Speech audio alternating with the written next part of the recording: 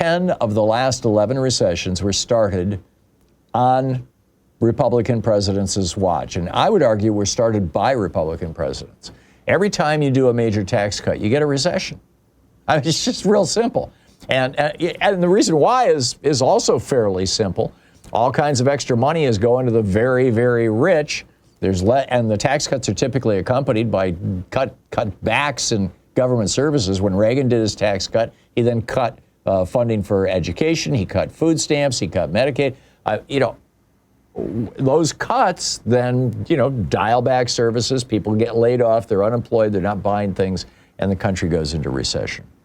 This, by the way, is exactly what back on December 18th, this was before Trump was even sworn in, the Congressional Budget Office predicted. They predicted that the economy would shrink and that we would see more inflation as a result of Trump's policies. Now, the inflation hasn't shown up so far. There was an inflation report this morning, and it came in fairly steady. Things seem to be doing okay. But then yesterday, the new Prime Minister of Canada, Mark Carney, announced, who, by the way, was formerly the president of the Bank of Canada and the Bank of England. This guy understands economics, particularly macroeconomics. He announced that he's issuing U.S. dollar-denominated bonds this week, which will compete with treasuries, which will drive up interest rates. The Financial Times ran an article about it. The headline, Mark Carney takes on Trump's America. Right. Meanwhile, it looks like Trump, Musk, and perhaps some of the other 13 billionaires in his cabinet may be running a classic pump and dump scheme. Here's how it works. Trump and his buddies buy puts, bets that a stock will fall on a handful of volatile stocks. By the way, you can get a huge return on these things. You can get hundreds of % return, even if a stock only falls, 20, 30%, something like that. So number one, you buy the puts. You buy the bets that the stock will fall. Number two, you then go out and announce that you're putting tariffs on a bunch of things, cars, steel, whatever, after you bought stock in car companies and steel companies. The company's stocks collapse. You cash out of your puts. You exercise your puts and cash out with your profits as the stock is hitting bottom. And then you buy a bunch of calls, which are bets that the stock will go back up, heavily leveraged bets, and then you announce, we're going to suspend the tariffs for a month. And suddenly the stocks go back up. Rinse, repeat the following week. Now, the scam only works if you know in advance what actions the president is going to take to drive up or down stock prices. But if you or I did this, it would be a felony. But Trump was granted immunity by 6 corrupt Republicans on the Supreme Court. And does anybody really think that Kristi Noem or Kash Patel are going to investigate Donald Trump or his sons or his friends or Elon Musk?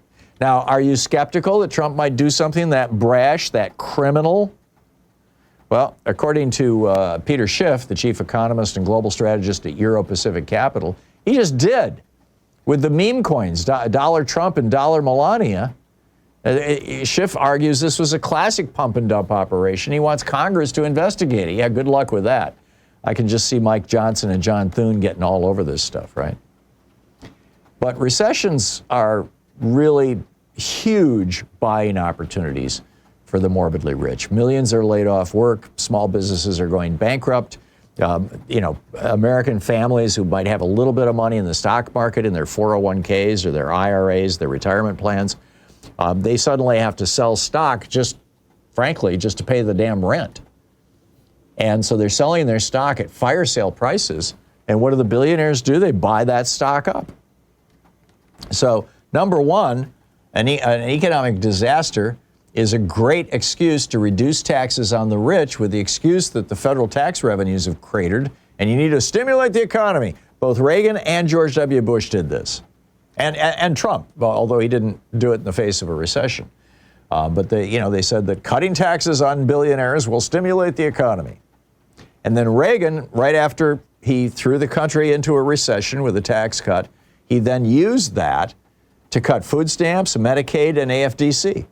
George W. Bush used the recession that followed his billionaire tax cut to try to cut Social Security. Second, in times of economic crisis, people's tolerance for strongman authoritarian government goes up. They're like, somebody save us, please. This is why it's a virtual certainty that Vladimir Putin and his buddies are celebrating Trump and Musk with champagne over at the Kremlin. I mean, Hitler used the Great Depression, the Republican Great Depression, to his advantage when he came to power in 1933. Trump could use a similar economic crisis to consolidate his power and ram through a state of emergency to take America down a road, to the America First form of neo-fascism. And third, billionaires make the most money when there's a crash.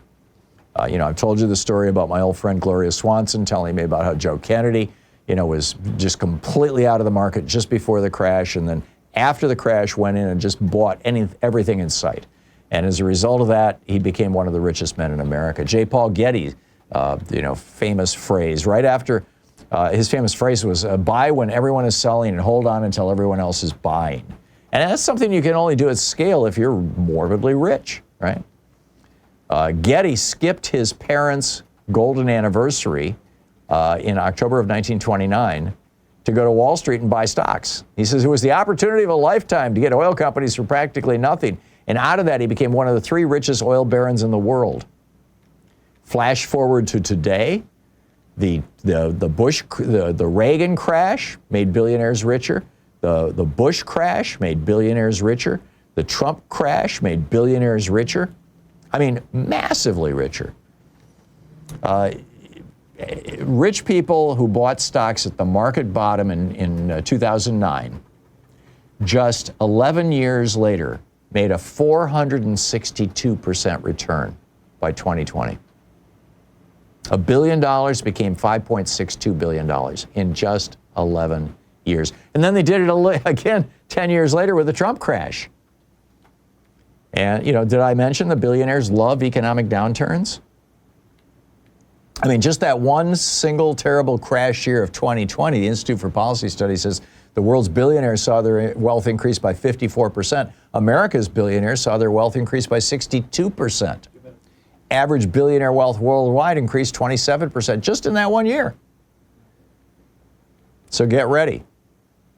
A jury and the trial's judge found that Donald Trump raped E. Jean Carroll under common modern parlance.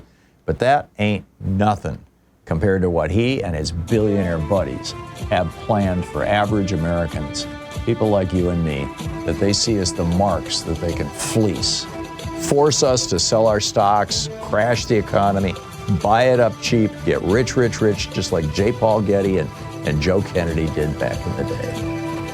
It's an old, old game. And I'm just amazed that the media isn't talking about how these billionaires are playing this game.